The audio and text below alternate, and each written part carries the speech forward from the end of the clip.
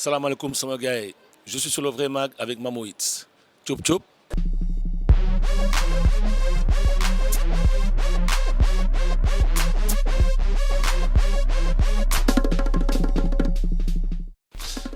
Alors le matin, la première musique que j'écoute c'est du jazz. Ça c'est une musique qui me touche beaucoup. Et puis toute la douceur que le jazz a et aussi toute la complexité. Et puis une de mes musiques préférées aussi. Donc pour bien démarrer la journée, j'aime bien écouter un Coltrane ou un Miles Davis ou une Ella Fitzgerald aussi. Tout ce qui est l'univers soul aussi me parle beaucoup le matin pour démarrer la journée. Le premier geste du matin, un peu comme tout le monde, hein, je regarde mon téléphone, je regarde s'il y a des mails, les mails pro de boulot, et puis aussi les rendez-vous que j'ai dans la journée et tout. Et ensuite, le café. Alors, je le vis très très bien les deux. Il n'y a pas une question d'équilibre. J'ai besoin des deux. Autant j'ai besoin de, quand je cuisine, j'ai besoin de musique pour cuisiner parce que la musique m'inspire beaucoup. Et ça peut être tout type de musique, c'est selon mon état d'esprit. Et des fois même selon le plat que je vais travailler, ça va m'inspirer une musique. Et quand je mixe aussi, des fois selon la foule qu'il y a ici, les gens, même des fois par rapport à leur habillement ou les couleurs, ça peut m'inspirer aussi un plat. Donc aussitôt le lendemain, cette inspiration-là, je vais essayer de la concrétiser en la préparant dans mon petit laboratoire à la maison. Les deux s'équilibrent très très bien, je le vis très très bien. 17 ans que je suis DJ, 27 ans que je fais de la cuisine. Donc après de nombreuses années, l'équilibre est vraiment parfait. D'ailleurs même j'ai un concept qui s'appelle Zikaklek, où je cuisine et je mixe en même temps. Et je suis très heureux quand j'arrive à faire ces deux choses-là en même temps. La Cool Graoul, hein, la Cool Graoul, parce que c'était une période à Dakar où on jouait de la musique complètement nouvelle pour les Dakarois et qu'on n'entendait pas nécessairement à la radio. Et c'était un peu ça le concept de la soirée. Et puis des soirées à 1000, 1500 personnes aussi, qui étaient accessibles à tout le monde. Ça aussi c'était magique. De retrouver des diplomates, de retrouver des vendeurs de rue, de retrouver des maçons, de retrouver des étudiants. Donc tout ce melting pot de personnes qui étaient là, en extérieur, en plus au bord de la mer, ça pouvait être que magique. Et c'est vraiment l'événement qui m'a vraiment marqué pendant une dizaine d'années sur Dakar. La Cool Graoul reste number one pour moi. Et je pense même pour le reste de ma vie aussi.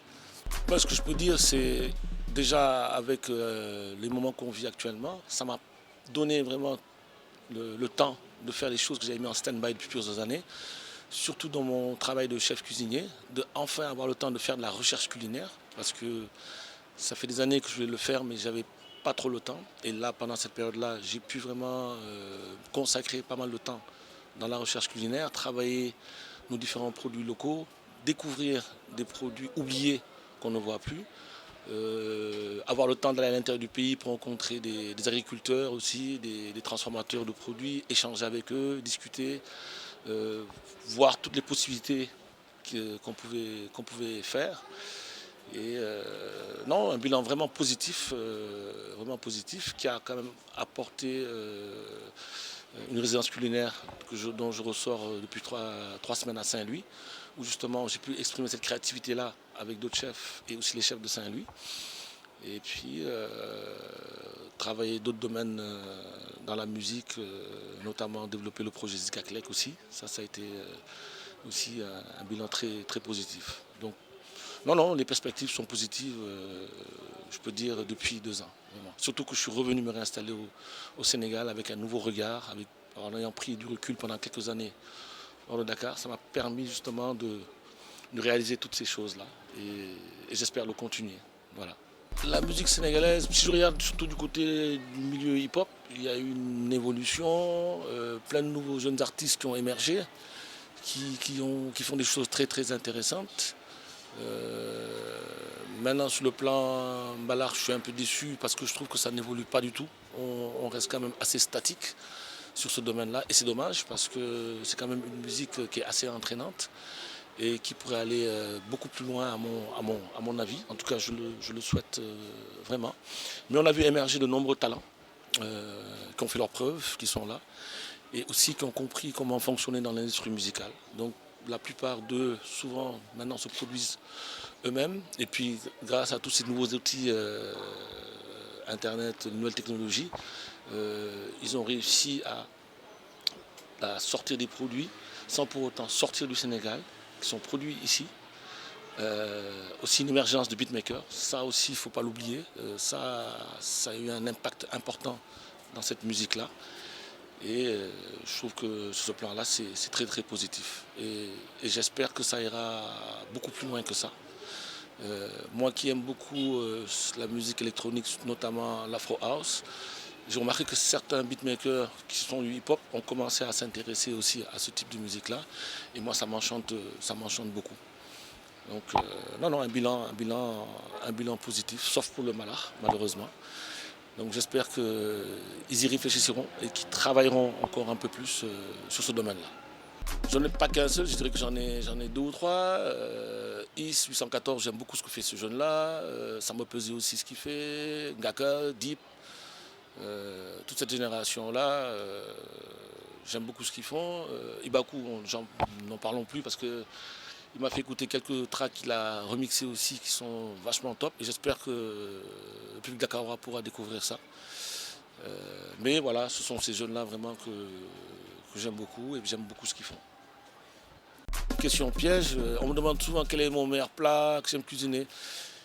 Ma meilleure recette, j'aime cuisiner tous les plats. Maintenant, ce qui m'intéresse surtout et ce que je fais depuis quelques années, c'est de travailler nos produits locaux, de travailler nos produits comme le djaratou, comme le gombo, comme le manioc, le fogno.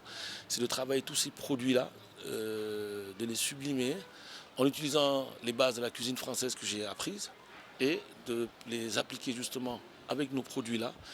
Et c'est ce qui me rend vraiment le plus heureux, de pouvoir faire découvrir ça aux gens et de voir ensuite qu'ils apprécient beaucoup et qu'ils découvrent qu'on peut travailler ces produits-là de cette façon-là.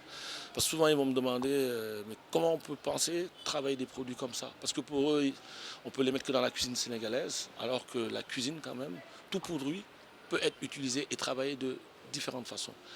Ça demande juste un tout petit peu de créativité et d'audace aussi. Alors actuellement, j'aimerais beaucoup ouvrir un laboratoire de recherche culinaire pour pouvoir former les jeunes cuisiniers sénégalais à ce travail-là justement des produits locaux et puis les amener aussi rencontrer des cultivateurs qu'ils comprennent le sens et l'importance du produit, qu'ils voient comment il a été cultivé, tout le travail qui a été fait autour et leur inculquer ce respect-là du produit. Parce que la cuisine, c'est beaucoup le cœur. S'il n'y a pas de cœur, ça ne peut pas être bon. Et c'est ce métier-là, c'est ce qu'il demande. Et arriver justement à monter ce labo-là pour pouvoir justement partager ces connaissances-là avec ces jeunes et leur donner une direction justement à ce niveau-là pour qu'ils puissent l'approprier et aussi développer leur créativité. Parce que c'est bien d'avoir ces bases-là, mais il faudrait aussi travailler la créativité. Et ça, c'est vraiment quelque chose qui me tient à cœur. Et j'espère y arriver d'ici l'année prochaine, Inch'Allah. Mon rêve pour la gastronomie sénégalaise, ce serait qu'on arrête juste de penser qu'au Tchéboudienne, qu'au Yassa, qu'au Mafé, et qu'on puisse développer une nouvelle cuisine complètement créative à partir de nos produits. Là, actuellement, le travail que je fais en recherche, je suis en train de prendre tous les ingrédients qu'on utilise pour préparer le Tchéboudienne et voir les différents plats qu'on peut créer avec. Donc actuellement, c'est ce que je fais comme travail depuis quelques semaines. Et quand j'aurai le résultat vraiment que je voudrais, là je pourrais le mettre en ligne et puis partager ça avec des cuisiniers et puis avec tout le monde. Mais vraiment, ce serait ça, quoi, qu'on puisse développer cette créativité-là et créer une nouvelle cuisine sénégalaise. Parce que c'est vrai que là, on est beaucoup dans le traditionnel et on reste beaucoup là-dessus. Alors qu'on pourrait vraiment amener quelque chose de différent et de nouveau, tout en utilisant ces produits-là.